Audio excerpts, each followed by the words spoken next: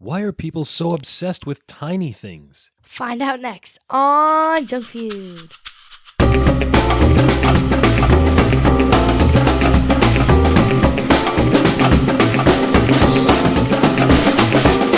Oh, yeah! Welcome to Junk Feud, the podcast about junk food, where we rate and review mystery treats to determine which one will be the undisputed champion of snacks. I'm your host, Mike. Alongside me, as always, Alyssa. Hey, Dad. Hey, Liz. So, got some sad news. Sad news. Oh, no. Okay. So, my doctor told me I'm going deaf, and it was really hard for me to hear. That's pretty good. That was all in the delivery there, kiddo. That was well played. Uh-huh. What do you think you're doing? So, no one can see this, obviously, because this is radio. You're drinking something on the air here. What is that you have? An apple cider slushy. An apple cider slushy, the taste of the season, obviously. No, and, it's actually Christmas time now that Halloween's over. No, that's not how that works. There is this thing called Thanksgiving, which is in between those two holidays. Thanksgiving, y'all, and our parents are real happy to see us. I'm excited to see you, especially since you have an apple cider slush here, and you didn't bring me one. My bad. Yeah, 100% your bad. I did buy some ice cream, though. Oh, really? What kind? Mint chip. Oh, mint good choice. cow chip. It's super good. Mint cow chip. What is the difference between mint cow chip and mint chocolate chip? Like regular? I don't know. Is it the green mint chip or the white mint chip? The green mint chip. I think I like the green mint chip better. Me too. I know that there is absolutely no difference and that it's just food dye. It's because of the presentation of it. But it's the presentation. I think I like the green one better. It's become trendy, popular, I would say, even for people to say that they like the white mint chip better. I don't. Okay. Okay. Welcome back once again to the world's yeetest podcast. Very mid, giving them the X super bus and hitting them with the Riz each and every week. Liz, it's week 12 of college football season. Yeah. You don't care, do you? No. No. Boston College plays Pittsburgh tonight. Liz, you know somebody that goes to Pitt, don't you? Yeah, actually I do. Yeah. Ryan. Shout out. We don't need to say his whole name. Oh, Ryan, Tomatoes. Shout out to Ryan, a friend of the show, Adelia's older brother. Hey, Liz, your Uncle Pat, of course, went to West Virginia University, like most of the people in my family, except for me. He does not care for Pittsburgh. Me either. Did you know that? I like Penn State and you like Rutgers. Penn State. Most likely Rutgers. More so Rutgers. Liz, do you know that when when your Uncle Pat was at West Virginia, there was this thing that he and his friends used to say when they were students there, when the Mountaineers would play the Panthers, that we cannot repeat on this show because it's vulgar, but it's very memorable because it rhymes. What is it like? What does it rhyme with? I'm not going to say it because then you'll know. But it rhymes with Pitt, obviously, because you're saying it at Pittsburgh and Pitt fans. Yeah, you got it, Liz. It's funny. People like to say things that rhyme, regardless of if there's any truth to it or not, because rhyming and symmetry are really good mnemonic devices to get people to remember things. Yeah. Do you know, one time, Liz, I went to this class. It was like a leadership training seminar. This was for work. One of the instructors kept repeating this mantra that he had. Leaders are completers. Leaders are completers, Liz. And like everybody dutifully nodded and wrote it all down in their notes like it was this arcane wisdom that he was spewing there. Leaders are completers. I never got it. I did not understand this. I don't either. Liz, what does task completion have to do with leadership? Because if you get your work done, I don't know. Yeah, nothing. I maintain that it's nothing. I'm glad that you tried to make a connection there. That's good critical thinking. But wait, no, I got it. Okay, let's hear because if you want to lead, so we'll use basketball. If you want to lead your team to victory, you need to do the little things the little tasks that help you build up. You were almost there. You almost connected. There are tiny tasks to help you to I can't do it. Yeah, I can't either. I mean, you could say like leaders are good decision makers.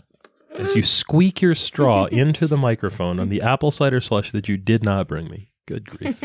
Leaders are inspiring, Liz. I would have accepted that. Oh. Yeah, but none of those things rhyme, so instead we get leaders are completers.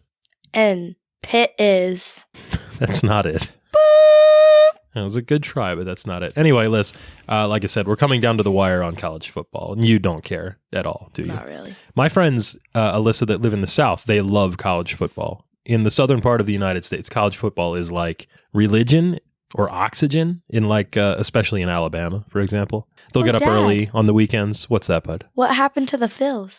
We don't talk about that on this program, and I forgot to edit that out of the last episode that just aired, so that's a little bit unnerving, isn't it? Mm-hmm. I don't know. The Phillies were the team of destiny this year, and they fell short. I will love this team forever, just like I did with the 93 Phillies, but I can't help but be disappointed. Yeah. This was not the outcome anyone hoped for. Yeah.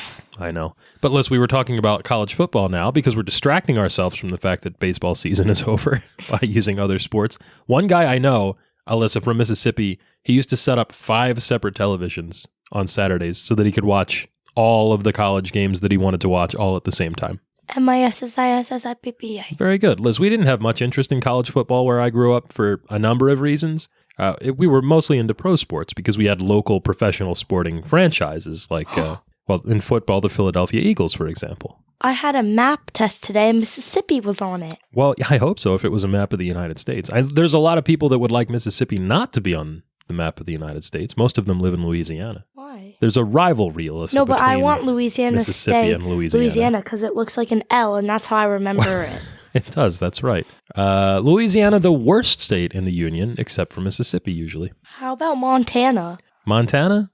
Not a factor. How about South Dakota? Never been there. North Dakota? Also never been there. Wisconsin! I like Wisconsin. Utah? I want to go to Utah. I want to live in Utah. You want to one live of in those Utah? Preppy Stanley Cup moms. Preppy Stanley Cup moms. You have to understand it to get it down. I have no idea what that means. Anyway, Liz, you said you like Rutgers and Penn State, right? Yeah. Well, those are probably like the closest thing that we have to a home team in college football here. Like these kind of people. Like they're all farmy and... You're showing me pictures of some very bland-looking blonde white people. And they have like hats. Silly hats. A lot of earth tones in their Yeah. wardrobes. Okay.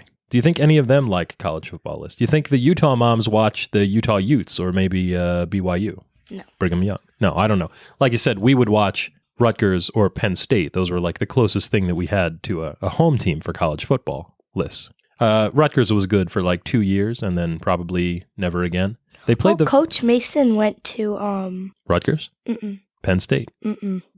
The one you went, Seton Hall. Oh, how about that? Well, or he was wearing a shirt that said it. Oh, fascinating. Liz, here's the thing. Seton Hall football, undefeated since 1856. Never lost a game. Do you know why? Why? They don't have a football team. They've never played a game. Ha ha ha ha ha. It's a big joke. It's on a t-shirt. Liz. What? That reminds me of this week's snack. Up next on Junk Feud. Hot dog nuggets. I was waiting for you to say it. Hot dog nuggets. That's right, Liz. I cannot imagine a more unappetizing phrase. What is a hot dog nugget, Alyssa? They're cheap wieners dunked in batter and deep fried. That's right.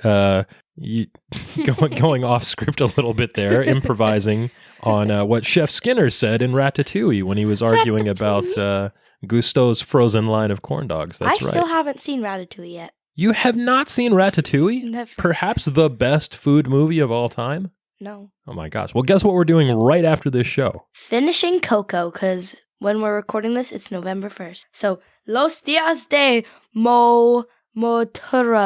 Yeah, close. What is it? Not really. Dia de los Muertos? Muertos. Yeah, that's right.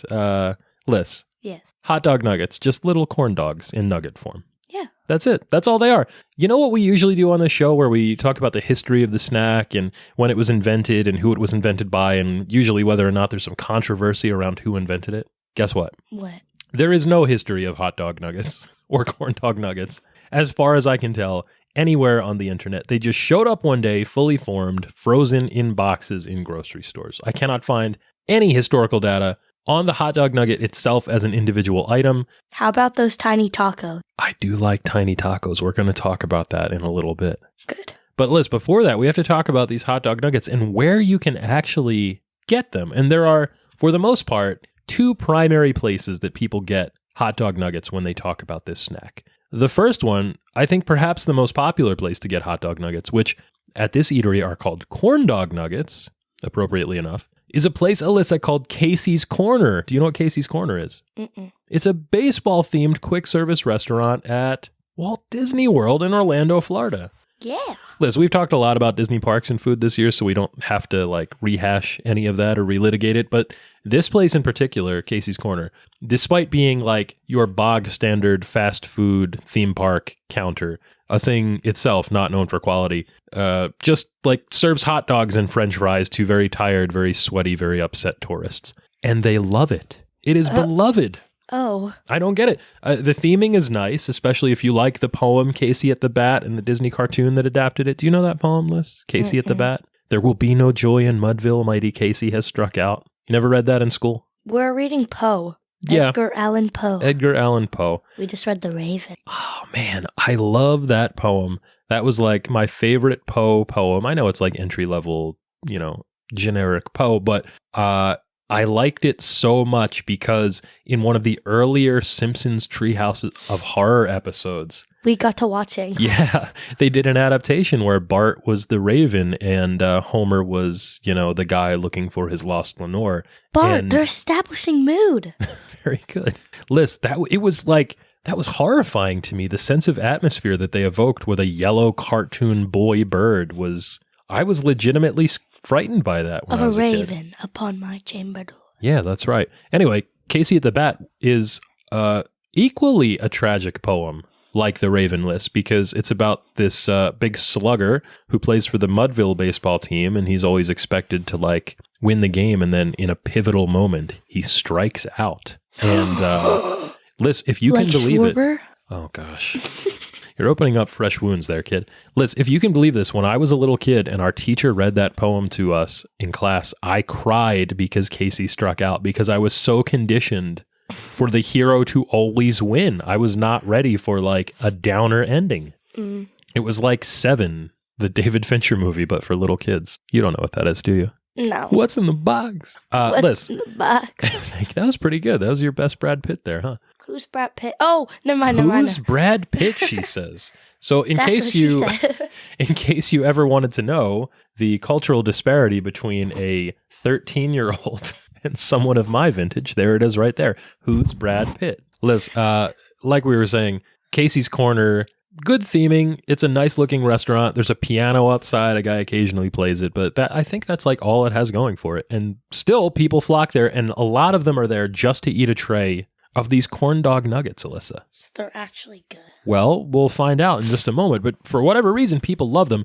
Liz, they love them so much, there was a controversy about the Casey's Corner hot dog nuggets just a few years ago. Do you want to hear about it? I want to say that. You want to say it? Okay, go ahead, say it. No, I wanted to say the controversy. Say it. Controversy! Great job. Good line read. Liz. What? Here's the thing. On May 21st in 2019, there was a post on the website DisneyFoodBlog.com. You like this one, right? Yeah. We watched the videos together. They claim that something was wrong with the corn dog nuggets at Casey's Corner. Wait, AJ or DJ? Yeah, it was AJ. That's right. Shout out to AJ. Liz, apparently the corn dog nuggets had been changed in some way. And yeah, DFB went to the parks to investigate. Here's what they did. They ordered some corn dog nuggets. And then they talked to the cast members that worked there at Casey's Corner to see what was up. And it turns out, Liz, for some reason, Disney had switched the dog inside the corn dog nuggets at Casey's from the original beef and pork mix sausage to a chicken-based variety, Alyssa. Have you had a chicken sausage before? No. A chicken hot dog? No. Well, the thing about a chicken hot dog is that it's very, very different from a beef or a beef and pork hot dog. The meat is a very pale pink instead of that deep reddish brown, that sort of almost brick colored normal hot dog that you have. And the taste and the texture was off too. They're a little bit milder and a little bit mushier than the sort of savory, snappy beef and pork dogs that you would usually get. It was so bad that in just the short amount of time that had transpired since they changed the recipe, all the cast members there said they had so many complaints that they were offering refunds or substitutions to customers if they didn't like what they got. And this was a big deal, well, it's as big of a deal as these things get, because the corn dog nuggets at Casey's, for whatever reason, had become almost as iconic as things like Dole Whip or turkey legs in the park that we've talked about before.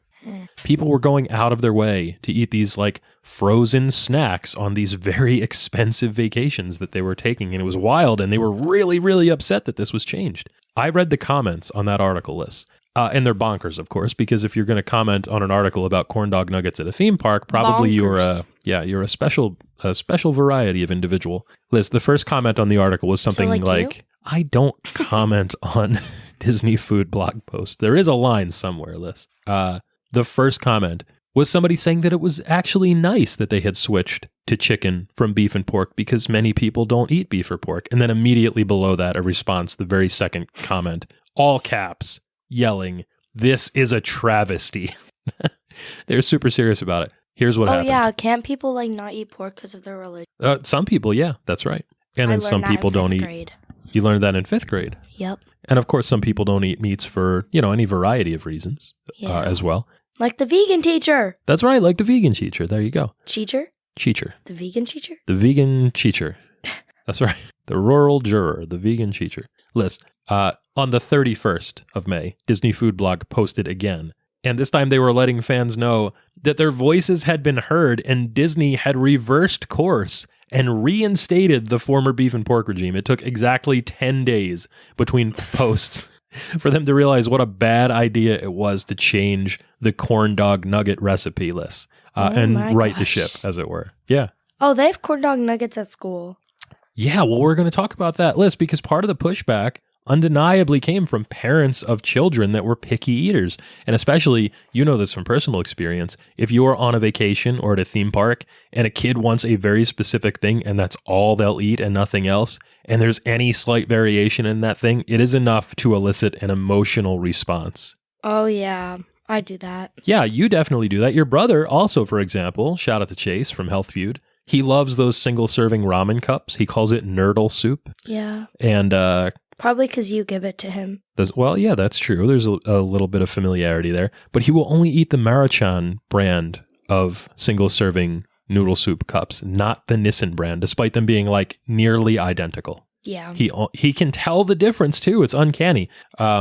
Kids love these things, Liz. In fact, like you said, they are regularly offered on school lunch menus around the country. You guys have corn dog nuggets for lunch at school. Yeah, the ones at our school are not good. Well, we'll see how much different they are than the ones that we got today. Liz, this is fascinating to me. Corn dog nuggets, hot dog nuggets are a particular favorite of kids in Brazil for whatever reason. I found a whole tranche of academic literature discussing their inclusion into regional diets in South America, mostly focused on Brazil.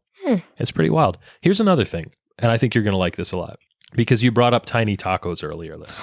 Obsession with small foods. Yeah, that's right. Kids might like things like hot dog nuggets because they are small, like kids. But they're, I'm being flippant there, but there are actual real psychological reasons that people like small things, including small versions of regular foods, Liz. It's true. The psychology of cuteness, Alyssa, is an actual field of study that dates back to 1943, and it posits there's this thing called the baby schema, which are like features that are associated with babies, like giggles or big wide eyes, for example. And those things elicit parental responses to feel responsibility for caring for a thing, which makes us like it. So people have real physical hormonal responses to this. They release oxytocin and dopamine when they see cute things. It makes your body feel good to see something that's tiny and cute. Did you know that? No. I didn't know any of this either. There's nostalgia too, obviously, because we can associate smaller things with the comfort of childhood, because when we were kids, things were smaller because we were smaller. And then, of course, there's the natural novelty of seeing something small, because your brain is naturally inclined to find something that's normal in design and construction, for example, but unusual in size to be unique and unusual. And that makes you feel awe and wonder at the fact that it exists at all. And then these things become simulacra, stand-ins for a real thing, but in sort of like a non-threatening way that you can feel some control over. Oh, I love small foods. They're so tiny and yeah. cute. What are some of your favorite versions of small foods, Liz? We've talked about a lot of them on this very show. We just had Skittles Littles the other day. Oh my gosh, this is hard. And by the way, Skittles Littles, leaders or completers, memorable because it rhymes. They could have called them mini Skittles, but they didn't. Skittles Littles. I like the melts, the yogurt melts. Oh, yeah, the little baby yogurt melts. Like the banana ones. I like those because they look like the top of an ice cream cone, of like a mini ice cream cone. That's right. What else did we eat on the show? Cocoa Puffs minis, Liz. Oh, yeah. Former reigning defending undisputed champion of snacks. Baby carrots and ranch. Ooh, I'm going to have that for a snack later. I think that's a good idea. We had some of those last night. I didn't have any carrots. I only had the celery. Oh, you had the celery and ranch. Yes. Okay, well, changing up. Liz, mini donuts. What do you think about mini donuts? They're good. Yeah, just okay, I would say, right? Mm-hmm. How about mini cupcakes? OMG, I love mini cupcakes. Mini cupcakes, I think, is the better presentation better than of a cupcake. Regular cupcakes. I want a one-bite cupcake. I don't want to make a mess with a cupcake. The cake gets everywhere. The icing smears. No fun to eat a cupcake. Even if you do the sandwich trick, it's no fun. I do the sandwich trick with the little ones, and then I eat it. Yeah, that's a good idea because it's still one bite. Mm-hmm. How about mini cookies, Liz? Mini cookies can be good. Yeah. Here's a way I don't think they're good. We're going to talk about this when we do a show. Cookie Crisp. I don't care for Cookie Crisp. Yeah. How about those tiny cookies from Trader Joe's that we got? I think I put a picture of those on our Instagram. They were like little tiny things, like the size of a pencil eraser. I thought they were good, though. Very crunchy. The tiniest chocolate chip cookies that I got from Trader Joe's. You don't remember those? I brought them home from Virginia. They're good. We don't have any. I ate them all last night. What else, Liz? What other tiny foods do you like? Small foods. Well, can I count one that I don't like? Sure. White Castle sliders. Yeah, White Castle sliders. You definitely didn't like. There are some mini burgers that I think are very good. I don't think White Castle sliders are very good. What did we give that on the show? I think you gave them an F, didn't you? Almost certainly. I don't remember, but that's probably it. How about cake pops? Does a cake pop count? It's like a small cake? No. No? But a small cake would be good. Yeah, but the cake pops are on a stick, so it's like different. Yeah, I guess that's true. So like a corn dog is on a stick, but a corn dog nugget is not. Mm-hmm. So that's different, sure. How about goldfish crackers? Do they count? It's a small Well, they have mini goldfish. There are mini goldfish, you're right. I had them. They're so good. So goldfish don't count, but mini goldfish do, even though a goldfish is a small version of a fish, which is not actually a cracker. So we're like 2 levels deep in the rabbit hole. They're like the size of my finger now. Yeah, I like them. I like the baby goldfish. Oh, by the way, I should bring this up as we were talking about Skittles Littles. I said on the show... Oh, yeah. As we were reviewing them, that I thought they were like, what did I say, like a quarter of the size of a regular Skittle? No, you said that they were barely smaller. Oh, barely smaller than a Skittle. Oh, that's right, I did. I said they were like 7/8 the size of a regular Skittle. They're almost identical. I thought they were even tinier. But that was without context because I didn't have any regular Skittles next to them. So what I did was I found a bag of regular Skittles and then I took the Skittles Littles that we had and I got out the kitchen scale list and I weighed them to see. They were exactly half smaller. Exactly half size. That's right. They weighed exactly half of what the regular size Skittles did. So mea culpa, shout out to Skittles Littles, I guess. I'm sorry about that. Yeah. Liz, the other place you can get corn dog nuggets, the one we haven't discussed yet, is Nathan's Famous. What do you know about Nathan's Famous, Liz? Nathan's Famous is named after an actual guy. Yeah, that's right. It's, named Nathan Handworker. Nathan Handworker, that's right. Perhaps the most famous hot dog stand in America, Lissa. According to the company lore, Nathan Handworker started a hot dog stand on Coney Island with $300 in his pocket and his wife's secret recipe for hot dogs in 1916. Most people know it today as the namesake for the 4th of July hot dog eating contest. Wait, Dad. Yeah? Real quick. Please. Mount Crunchmore of hot dogs. Oh my goodness, Mount Crunchmore of hot dogs? Yeah. Like hot dog varieties or places to get hot dogs? No, like brand hot dogs. Brand hot dogs. Oh my gosh. I have mine. Do you want to hear something funny? What? One of the biggest fights your mom and I ever got into was over hot dog brands. and then we both laughed because in National Lampoon's Christmas Vacation, there's Clark and Ellen are talking about their families coming up, and she said, Christmas is the time when your mother accuses my mother of buying cheap hot dogs. And then we both saw that and laughed. Okay, so I'm going to talk about my top 4 hot dog brands. Wow. Okay, so I think I have an answer. I think the best ones you can get regularly are the Hebrew National hot dogs. Those are really, really good. You can buy them in big packs at the store. They're always reliable. Snappy, salty, spicy, very good. I like the Costco hot dogs that you can buy. You're nodding in agreement. No one can see that because it's radio, but you're nodding in agreement. I'll also say Vienna beef hot dogs, which are the ones that you make Chicago hot dogs with, but you can buy them pretty regularly. Like street dogs? Well, yeah, you can get them on the street, sure. It's not like a New York City street dog or an LA street dog, for example. A Chicago dog is a different thing. It's got a whole bunch of different stuff on it than you would find in what we would consider to be normal or regular hot dog toppings. There's a whole pickle, sport peppers, this like radioactive looking relish. It's I think they're very good, actually. I used to get them at Sonic when I would be driving home late at night from school. Chicago hot dogs from Sonic are not bad if you're on the East Coast and you can't get to a regular Chicago dog place.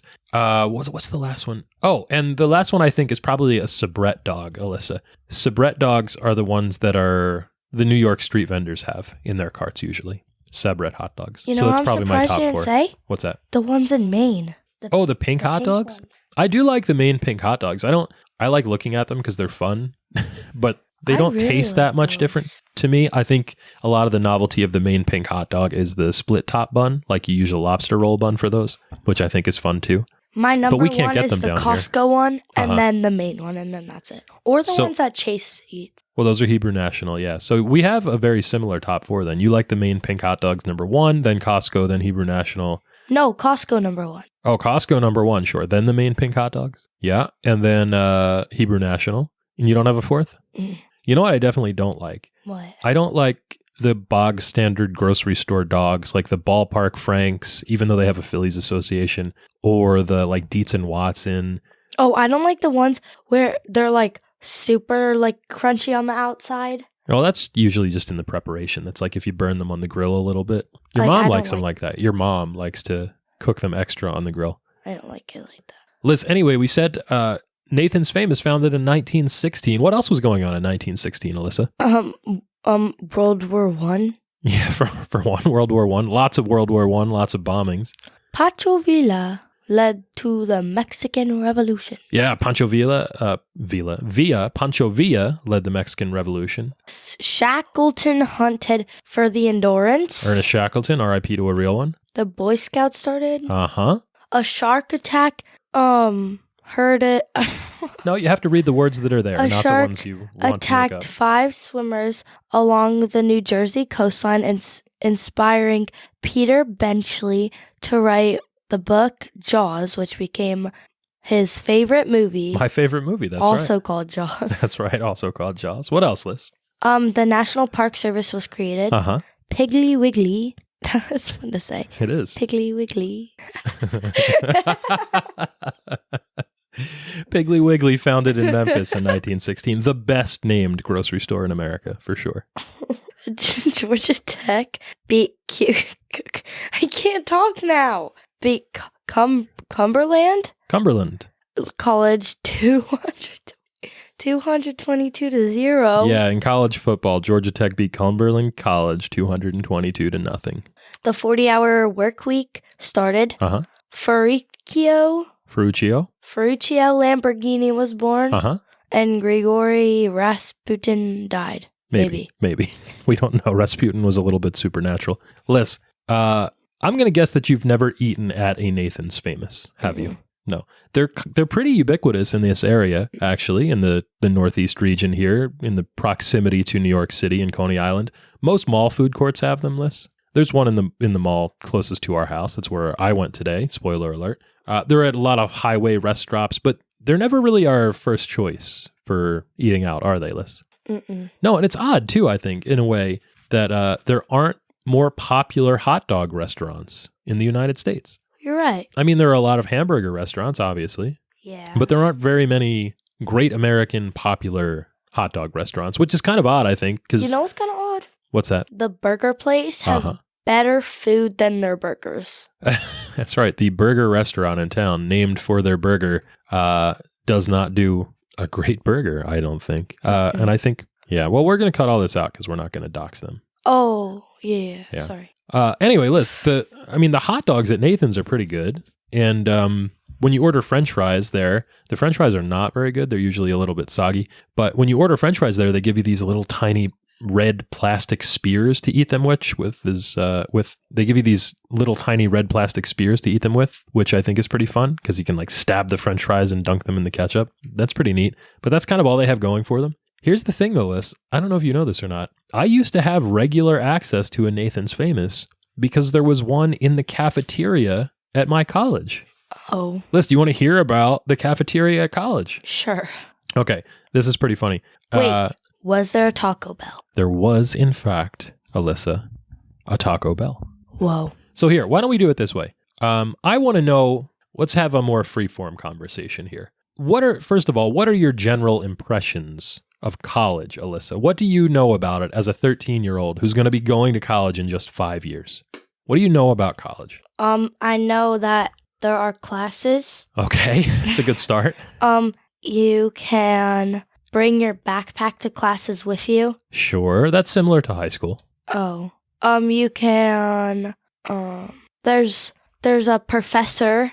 That's right, teachers are called professors, very good. And there's like a big room for each class. Oh, sometimes, sure. So there are large lecture halls. Now, I'd like to know this because this is important for our perceptions of college. Where was it that you saw the big lecture halls that made you think that college classrooms are very large? Where did you see that? This video of this guy going into his college class with this big giant bucket of Fruit Loops and milk. Okay, so you saw it in a viral social media post. Yes. Okay.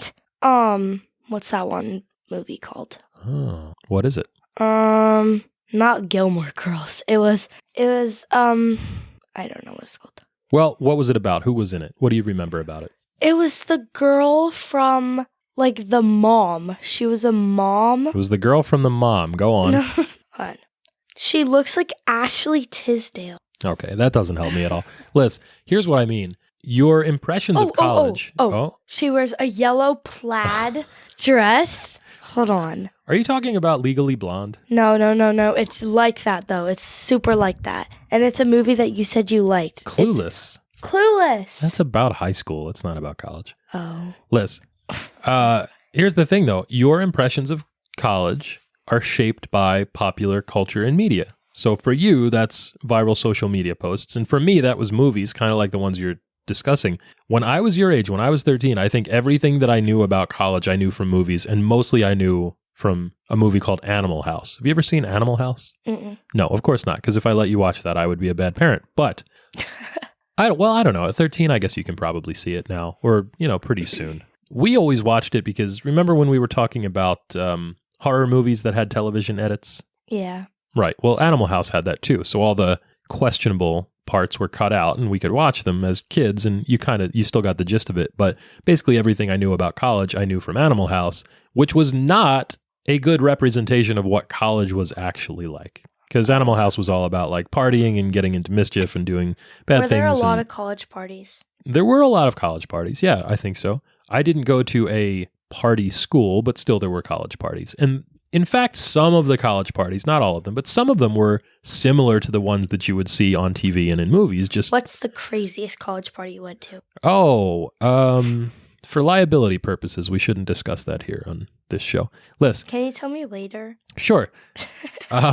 Here's the thing about Animal House, though. It was so ubiquitous when I was a college student that I think almost every single person in my class had a poster of Bluto hanging somewhere in their dorm. Bluto was a character. Did you live at your college? I did, yeah. I was a resident in the dormitories for the first 2 years and then off campus in an apartment for the next 2. So yeah, that's another thing you know about college. You can go to live there. Yeah. Your brother Chase is very excited about the prospect of being able to live at a college, but then not actually doing it. He just wants to know that you're allowed to. Yeah. Liz, you know that blue sweatshirt that I have that just says college on it? Oh, yeah. Yeah, that's the sweatshirt that Bluto wears in the famous poster from Animal House. So Liz, like I said, I had regular access to Nathan's Famous because it was in the cafeteria, in fact. And the meal plan that I paid for meant that I could order anything from anywhere in the cafeteria. Oh. You see? You're looking at John Belushi as Bluto right now. I've seen this dude before. You've seen this dude before. Yeah. What else have you seen John Belushi in? No, I saw him in clips of this. In clips from Animal House. Yeah, I didn't know he had other movies. Yeah, he was a very famous actor. Joliet Jake. Why do they of start the with Blues National Brothers. Lampoons? National Lampoon was a humor magazine from that spun out of the Harvard Lampoon at Harvard University and then became also a movie production studio or a brand associated with movie production. And they made lots of funny movies. Got you. Like Christmas Vacation List is also a National Lampoon property. That's my favorite Christmas movie. I know. We're going to talk about that this year. I think it's on the schedule. Spoiler alert. Oh, and you squeed. Yeah. All right. That was which animal was that? Raccoon, chipmunk? You don't know. So, Liz, like I was saying, you could order anything you wanted from any of the shops in the cafeteria. There was like a short order grill kind of thing where they would make you, whatever they were making for the day, plus maybe some other stuff they had on hand. Also, Liz, a KFC and a Taco Bell, a combination KFC and Taco Bell, of course, from the song. You know that song? I'm at the KFC. I'm at the Taco Bell. I'm at the combination KFC and Taco Bell. That one. I'm at the. Yeah. Same thing. At KFC, I ordered lots of chicken strips and mashed potatoes and gravy, and then they had these strawberries and cream pies, like these refrigerated desserts. I would get a lot of those. Probably ate chicken strips every single day while I was there. KFC actually doesn't have a bad mashed potato. Yeah, I for dehydrated, rehydrated mashed potatoes and gravy that is mostly MSG, I think it's pretty good. You guys make a much better one. We do make an excellent variety. An excellent version of the KFC famous bowl at home. That's true. Can we have that soon? Yeah, sure. That'd be a good idea. Just don't make that much chicken. Don't make that much chicken. You just want a big bowl of mashed potatoes and gravy with corn and cheese on it. Yeah. Oh, God. Liz, at the Taco Bell, usually we would get quesadillas, chicken or steak quesadillas. And every once in a while, if we were feeling especially peckish, we would have what we called the Fat Kid Combo, which was, not a very nice thing to say, first of all, but it was KFC chicken strips and a quesadilla from Taco Bell. So we would mix and match. That was what I ate most of, just those two places. It was right next to the door, easy in, easy out. Grab a bag of food, go back to the dorm, and watch wrestling on TV. I ate a lot of pizza, Liz. We had a pretty decent pizza place there. Did you have? We did not have Blaze's Pizza. We just had like a regular like strip mall style pizza place, like non-branded, just a pizza. It said. I remember the guy that made the pizza was an Egyptian guy, and one time he was using the pizza cutter, and he would slam it down onto one side of the crust and then roll it on, and then twist the pizza a little bit and slam it down and roll it onto the other side. And one time he was not paying attention to what he was doing, and he slammed the pizza cutter down onto the tip of his thumb. And just blood squirted everywhere, all over the pizza. And he looked up and looked around, and I was the only one that saw this and noticed. And then he just went right back to cutting the pizza again. And then I stopped eating the pizza there after that moment. Oh. Yeah, it was pretty gross. Alyssa, one more thing about the pizza there. When I was in school, there was a basketball player on the basketball team. The school I went to was a basketball school. This guy was a center. He was very tall. He went on to play in the NBA for quite a long time, for the Philadelphia 76ers, as a matter of fact. And he would eat lunch around the same time that I would, usually by himself. And every day he would go and he would get an entire white pizza and eat the whole thing. Oh. Like one pizza every day for lunch. And he was very, very skinny, but he was a professional level athlete. So he was eating like a lot of calories to replace. Me and Amelia used to be centers, and then everyone else shot up. And now you're not tall anymore. No, I'm still tall. Me and Amelia are still the tallest, but still. Like everyone's shot up. Like they're all right. Oh, so you guys are all the same size on the basketball team now? Mm-hmm. Even Ellie? No. Shout out to Ellie. Liz, I ate a lot of bacon, egg, and cheese bagel breakfast sandwiches. That was really good. We would get those at the short order grill. There was a woman named Miss Virginia that would cook those for us, and every morning we would come in and she'd say, "What you want, baby?" And we'd say, "Same thing, Miss Virginia." And bacon, egg, and cheese on a bagel. That was excellent. And Liz, every once in a while, I would go to Nathan's. But here's the thing. I tried to avoid it because the guy that worked at Nathan's was crazy, Alyssa. Like crazier than you? I am entirely middle of the road. Liz, this guy was nuts. I once overheard him tell a girl that was ordering her food that he was going to choke her because she changed her order. She said like, "Oh, I want the 6-piece, hot dog nuggets or whatever." "Oh, no. Make that 2 hot dog combo." And he's like, "I'm come across that counter, choke you. He was very upset about that. And, the times that we would go there, Nathan's had this burger on their menu called the Super Burger. It was trash. It was not good at all. But this guy would say the word Super Burger funny. So sometimes we would order it just to hear him say Super Burger, Super Burger. And he would say it like really fast like that. And it sounded a little bit like Super Booger. So sometimes like I would suck it up and eat a bad hamburger just to hear a guy say Super Burger. Yeah. Super Burger. Super Burger. And then of course sometimes we would get the hot dog nuggets because they were cute and a novelty like we said earlier. Yeah. And that was the first place I had hot dog nuggets. And I gotta say, for all the junk food that there was at Nathan's, they were probably my favorite thing on the menu. Really? Yeah, and Liz, guess what? What? It's now time for my favorite part of this show. Alyssa reads the ingredients. Buckle in, because this is a big list. It is, and it's nothing real. Okay. Frank beef water contains less than 2% of salt, sorbitol, sodium lactate, hydrolyzed soy, corn and wheat gluten protein, paprika, natural flavorings, sodium Diacetate. sodium phosphate, sodium erythorbate, Very good. sodium nitrate, battered and breaded with enriched wheat flour, enriched with niacin, reduced iron, thiamine mononitrate, riboflavin, Very good. folic acid, enriched cornmeal and corn flour, both enriched with niacin, reduced iron, thiamine, mononitrate, riboflavin, folic acid, sugar, modified cornstarch, soy flour, non-fat milk, leavening, sodium acid pyrophosphate, Great job. sodium bicarbonate, soybean oil, salt, egg yolks, dextrosodium caseinate, and lecithin. Wow, really nice work there, Alyssa. These are also fried in corn oil, I found out at the restaurant, which is interesting, as opposed to somewhere like, Five Guys, for example, that uses peanut oil. Or Chick-fil-A, which also uses peanut oil. All right, so let's get to the rules of the game.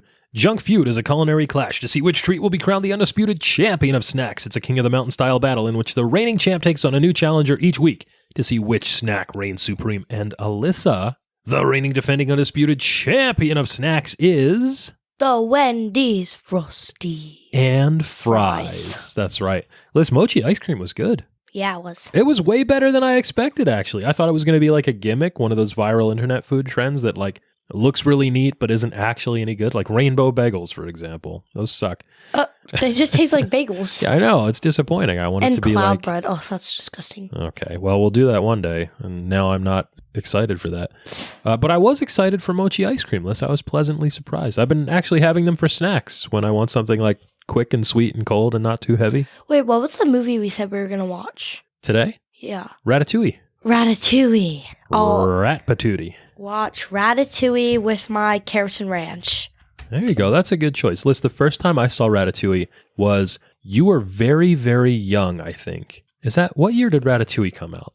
Hold on, let's see. 2011, maybe? Was it? 2007. Okay, so no. So you were not born yet, but your mom and I were together, and your mom. For whatever reason, I remember she had gone out for the night, and I was at home by myself, and Ratatouille had just come out in the movie theater. And so I went to the movies by myself to see Ratatouille as an adult man.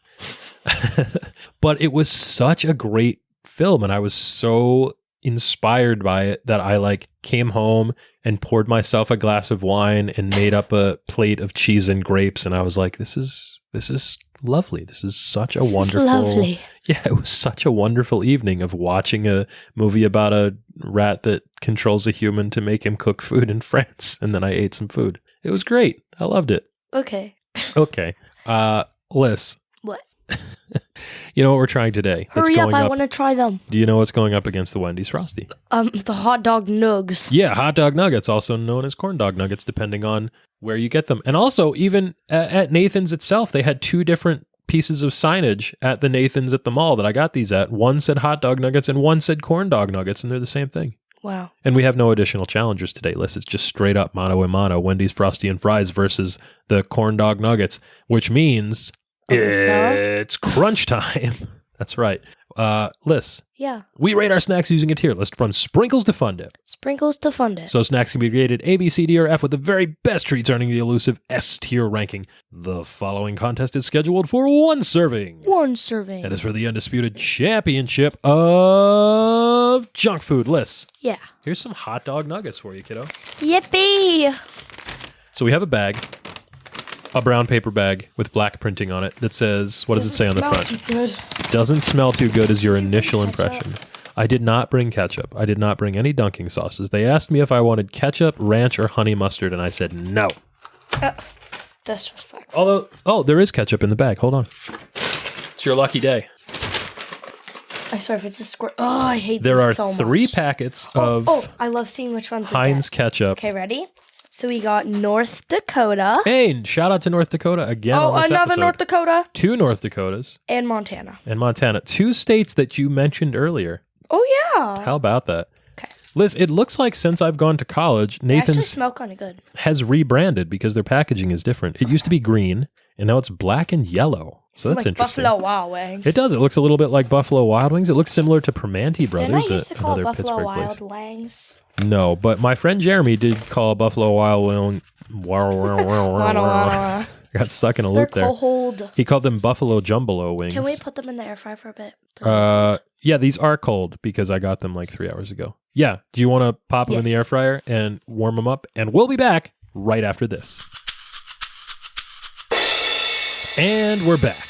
Yes, we are. What? Yeah, we popped these in the air fryer for a couple of minutes. They came out. They were glistening. They were sizzling. You can kind of hear it. Wait, turn my mic up. Yeah, it's fine. Oh, yeah, as they cool down, you can hear the cornmeal batter contracting and crackling a little bit. And Liz, full disclosure, I ate one of these in the car as soon as I got them. I think they're going to be better now than when I tried them because when I got these, I ordered a box of 15 corn dog nuggets. These are pretty small. They're about, I don't know, what size would you say these are? Like about the size of a big toe. That's kind of what they look like. Maybe like, I don't know, inch and a half. Yeah. Yeah, they're pretty small. They're exceptionally greasy, Liz. The guy that packaged them for me at the Nathan's Famous in the mall food court just went over to like a warming tray. They were just sitting there. These were not freshly fried.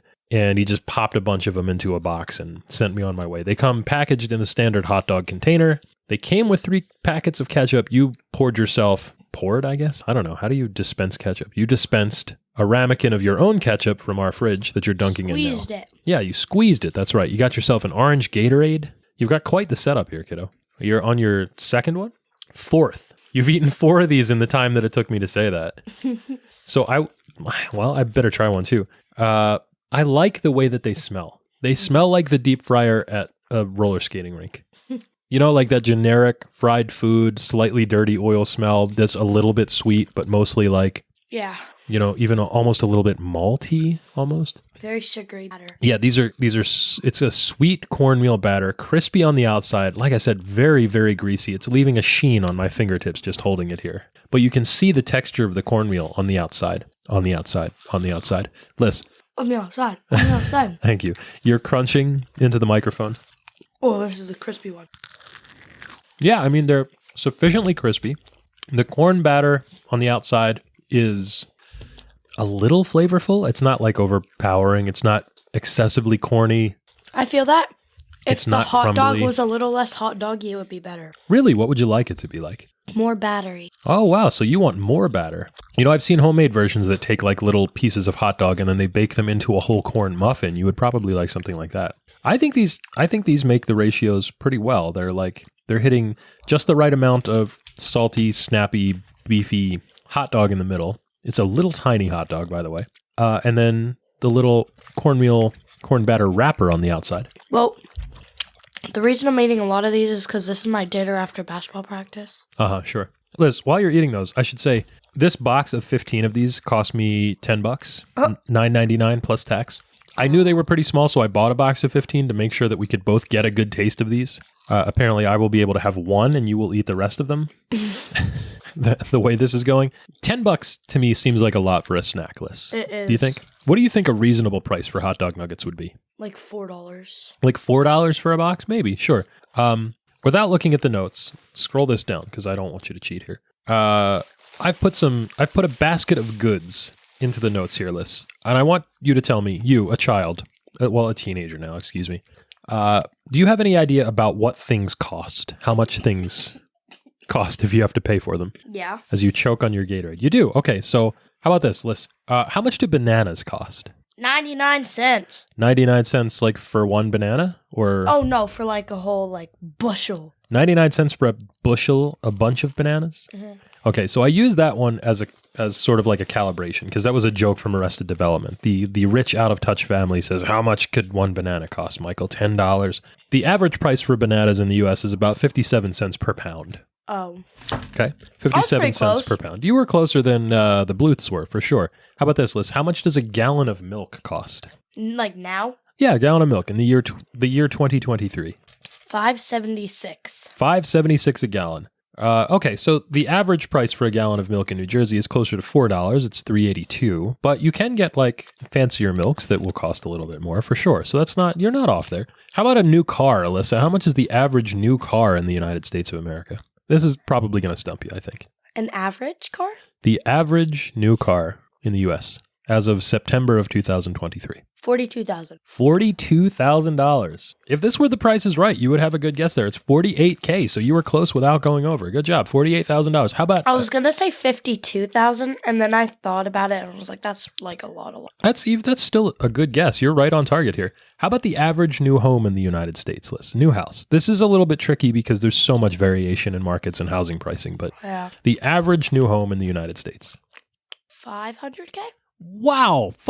Liz, it's $504,000. That's good. $500,000. You were really close again there.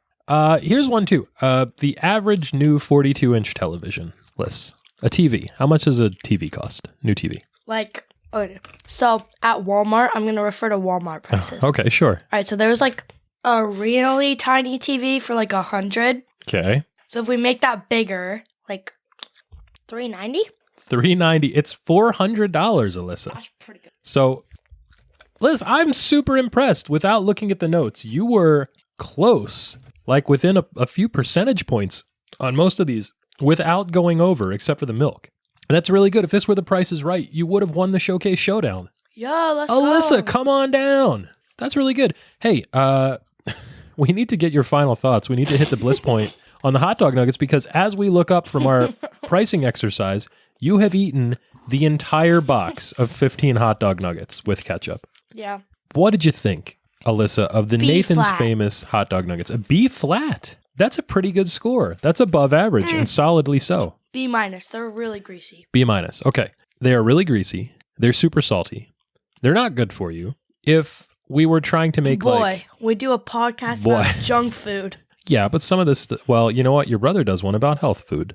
And the stuff we talk about there is good. A lot of sugar in it. That's true, but that's okay. Liz, they're not particularly inspiring, I don't think. It's a little piece of a hot dog wrapped in corn dog batter, but it's in a nugget shape, which is cute and small and novel, which I like. Yeah. People don't eat hot dog nuggets the same way they eat like chicken nuggets. It's not a go-to default order for like a kid's meal or something, but it's available. Can we keep those? The ketchup packets? My Dakotas in Montana. Sure, why not? Liz, you said B-. I'll say C+. It's above average in concept, but not execution. I mean, they're not particularly well done, all things considered, but the novelty is there. These are little things that are kind of neat and you don't see them every day. For me, the nostalgia is there a little bit because of the food court at the cafeteria, I should say, at school, and the fond memories I have of that place. What do you think? Is a slightly above average snack enough to dethrone the champion? No. How does corn dog nuggets do against the Wendy's Frosty and Fries? You already said no. But you know what? You ate an entire order of these. But I also ate the entire Frosty. Okay, valid point. So that means, Alyssa, your winner and still reigning defending undisputed champion of snacks, the Wendy's Frosty and Fries. Woo woo! Yeah, this was a good competition. Again, better showing for the challenger than I expected. I thought I was going to get these things. They were going to be lukewarm. They were going to be disgusting. Well, they were cold. And they were, in fact, lukewarm. But they weren't disgusting. They were fine. Yeah. Well, better than fine. You know what's better than fine, Alyssa? Hot cocoa cream Oreos! Yeah, the Oreo rule. We don't have any of these yet. I haven't seen them on shelves, but they have been announced, and I think you can buy them online if you want to. They will almost certainly be at our local Target imminently, if I had to guess. Hot cocoa cream Oreos are back again, Alyssa. These were originally introduced in 2018, and 5 years later, they're on shelves for the holidays. So we are going to be sure to pick these up because they would be seasonally appropriate, I've never Alyssa. had these. For our holiday episodes. You have not had the hot cocoa Oreos? I think they might have had like little pieces of marshmallow. No, okay, so no, these don't have the marshmallow bits in the cream. They have marshmallow and hot cocoa cream in the middle. So they're the standard Oreo cookies, but then there's a layer of marshmallow cream and a layer of hot cocoa cream. These will be interesting to see if we can eat these. Liz. I'm sorry. We should make a hot cocoa milkshake with these. A hot cocoa Oreo milkshake? And we'll compare it to the frozen hot chocolate. Wow. Okay. So you're getting culinarily advanced here. We're going to have to create a new segment on the back of the box for that one, Liz, I think. Does that fall under... That's the Oreo rule? That's going to fall under the Oreo rule? No, it'll fall under the make a new snack rule. Oh, like... I can't think of the name. Well, we do Snack to the Future, but that's for future stuff. We do, hey, look, Ma, we made it. We could do that. No, let's just put under the Oreo rule. So supplement to the Oreo rule, not next week, but whenever we find these things on shelves. Liz, here's a question we ask each and every week. Will it deep fry? Can you deep fry this week's snack? It's already deep fried. Yeah, these are already deep fried. Get out of here. Hit the road. Which means, in fact, Alyssa, it is time to check out the back of the box, a weekly segment where we play a little game. I'm so excited for this. Alyssa, we have a new segment this week. Gummy Trouble. This week's segment is Gummy Trouble. On Gummy Trouble, we are going to blindfold ourselves and try some gummy snacks and then try to guess to see what they are. We have 2 mystery gummy snacks today. Alyssa, let's see what we've got. Well, I can't blindfold myself, so you're gonna try these. I already know what they are. I don't are have going a to try blindfold. them. Well, I don't. Whatever. Close your eyes. Put your blanket over your head. Alyssa, we have 2 gummy snacks for you here today. I'm holding on to the packaging. You already took a peek, so you know what they are. Just now, you weasel. No, I didn't see them. Okay, good. But I already know what they are because I gave them to you. But I'm not going to know which is which. Well, you'll be surprised by which one is which. I'm going to take half for myself because I want to try them too. Ugh. Here's a piece for you. Okay, so this is interesting. Oh, it tastes like a fruit snack. It does. It tastes exactly like a fruit snack. Well, there's a little bit of sourness to it. No, there's not. You didn't get any of that? Oh, no, I got like a little bit of citric acid tang there. I got green apple. You're tasting green apple? This just tastes like generic fruit to me. Which is fascinating, Alyssa, because, what's your guess? What do you think this one is?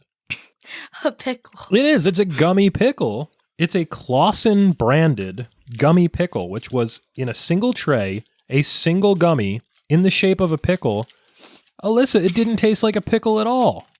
What a disappointment. Oh, well. Wait a minute. I was going to make like a Pickle Rick joke, but now I don't even get to. I mean, I could do it anyway. Do it.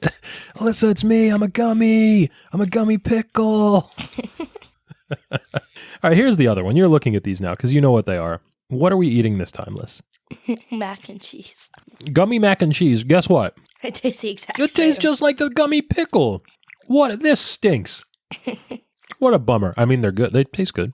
No, they don't. I mean, it just tastes like a gummy candy. They taste like candle wax. You say a lot of things taste like candle wax. I would expect that from someone that does a candle podcast. That's not out yet. That's not out yet.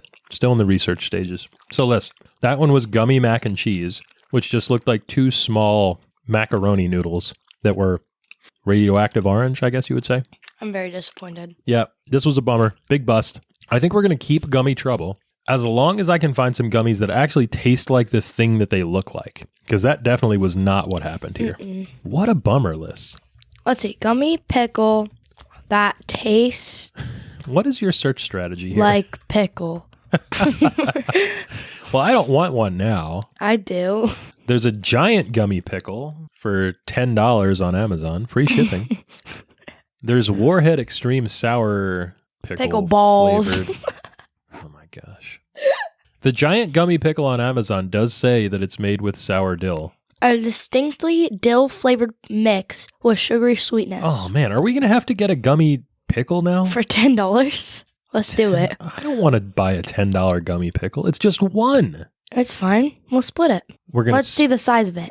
You can see that the guy's holding it in his hand there. It's the size of a pickle. Oh, this is the VAT 19. This is how you know it's good, Dad. I'm sorry, what's VAT 19?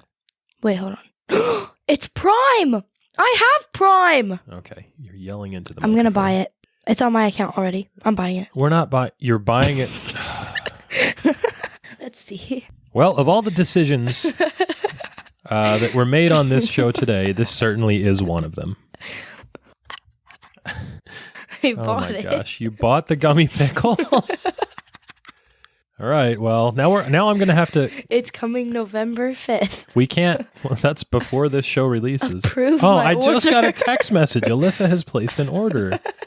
What the heck? Liz, do you have any final thoughts on hot dog nuggets, or this show in general, or life, or anything? I think you do.